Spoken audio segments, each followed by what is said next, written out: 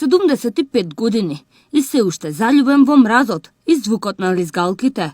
Чичко Павле Головски е жива хокеарска легенда. Тој со воодушевување не пречека на лизгалиштето и со жар во очите почна да не раскажува за неговите почетоци во хокеот. Хокеот во Македонија е донесен во 50-тите години на минатиот век од страна на македонци кои студирале, работеле и живееле во тогашната Чехословачка. Се до 1969 година, кога Скопје ја доби организацијата на светското првенство во хокеј на мраз за С група, надпреварите на тогашната екипа Скопје се одигрувале на лизгалиштата ширум тогашна Југославија, а претежно во Белград на лизгалиштето Ташмајдан. Хокејарство ја као дете живее во Чехословачка на 8 годишна возраст. Почнам да лизгам као дете.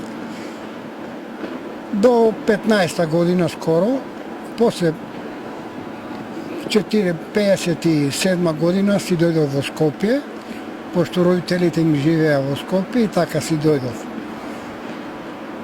И се собравме група ентузијасти кои сакавме хокеот и решивме 59-та година да формираме клуб, хокеј клуб Скопје да се вика, на името на градот.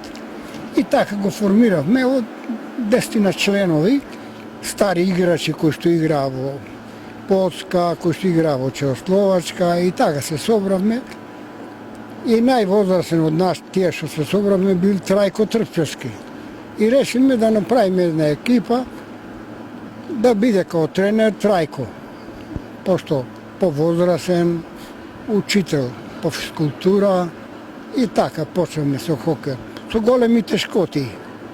Имавме големи тешкоти, средства немавме, почнавме од нула, од едни клизалки што ги имавме и друго немавме. Па одевме за Белград, одевме за Загреб и ни позајмуваа опрема, ни позајмуваа и белграѓаните, мислам, овие од Црвена звезда, од Партизан, многу ни помогнаа, ни дадо некои стари дресови, и така го почнавме хокејот. По одржувањето на светското првенство се формирал хокеарскиот клуб Вардар и започна собирање и селектирање на младинци кои требаше да ги наследат старите хокеари. Така се формирал младински клуб, кој што се надпреварувал во втората хокеарска лига на Југославија, исто како и сениорската екипа. Тоа што не му успеа на хокеарскиот клуб Вардар, му успеа на хокеарскиот клуб Скопје. Во периодот од 1987 година до 1989 година, таа екипа играла во првата Југословенска лига, се до распадот на Југославија. Услови во Скопје немало никакви. Никакви.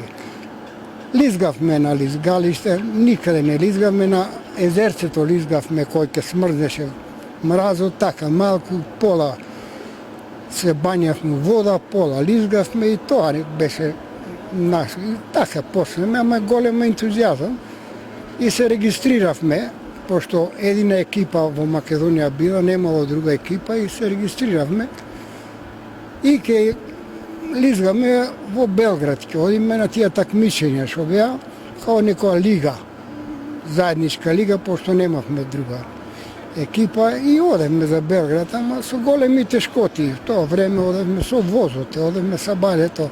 Вечер тргаме, са бале стигаме у Белград, во 10 саат утакмица да се игра. И така, и после тоа се иде па за Скопје со возот и така патувавме. Главната, мислам, станица ни била Белград и цела помош што добивавме, ја добивавме од Белград, од Партизан и од Црвена звезда. Тоа беше до 68-9.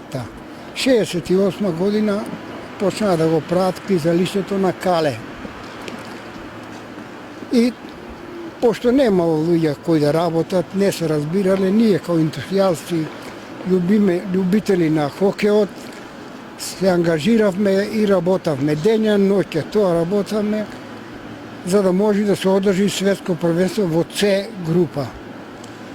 Во таа С група имаше доста, мислам, екипи со големи тешкоти. Важно успеавме да се заврши финово. Мислам, И хокеарите биле задоволни, и играчите, и се. Значи мразот, колку да било топло, плюс 20, плюс 22, ние успеавме мраз да го одржиме. И така светското првенство во С група многу убаво заврши. И многу, таа година беше стварно една многу напорна година, ама успеавме да го одржиме светското првенство. Од 1990 па се до 1999 година беше период на непостоење на Хокеарската федерација на Македонија. Тогашна иницијатива на неколку влюбеници на хокејот се направи основачко собрание во просториите на Градскиот сојуз на спортови, се избра председател и продолжи традицијата, се пресетува Чичко Павле. Ние имавме наши деца кои што живеа во странство. Имаше од Канада, имаше од Чехословачка. И успеавме некако да ги придобиеме тие деца на рачун на матицата. И успеавме, земавме едно добро хокеарче од Канада и ги земавме брајката Грчеви. И од 70 година више почнавме да даваме добри резултати. Се такмичеме со Звезда, со Партизан, со Суботица, се такмичеме со Младост од Суботица. И успеавме добри резултат да даваме. Чак успеавме Суботица да ги тепаме и Младост исто од Нови Сад, и нив ги тепавме и направивме една добра екипа. Многу добра екипа. Сами ли се надградувавте или пак ете имаше од кога да учите, одевте на некои припреми? Немавме, сами си го правевме, тоа сами по себе и така со доваѓањето овие деца што дојдоа од Чешка и од Канада, направивме една добра екипа. Тоа било и 70-те години. До 74-та година имавме една добра екипа. Млада екипа имавме, тоа добра екипа. И го фатиме хокејот озбилно да го играме, со тоа што тренер ни бил Трајко Трпчевски.